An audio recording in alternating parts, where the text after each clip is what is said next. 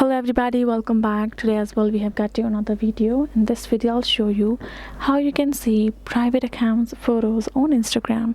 But before that, please do make sure to like our video, subscribe our channel, and yes, without any further delay, we're simply gonna go ahead and step into our video. So for that matter, the very first step would be simply for you to access your Instagram. Now right over here you're gonna find this kind of interface, right? So let's go ahead, go to our search icon, tab. Now let's go ahead, search a ID. So now let's say we have this particular user, right? So you can see we have found them, and this account is private, so we won't be able to access their photos, highlights, videos, any of them.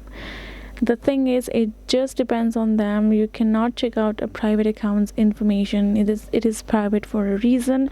The only option would be simply for you to create another account if you don't want them to know that you have been following them. Send them a follow request. Once they accept, you can simply check out the profile, and when you are done with it, you can choose to unfollow, because that will be another account.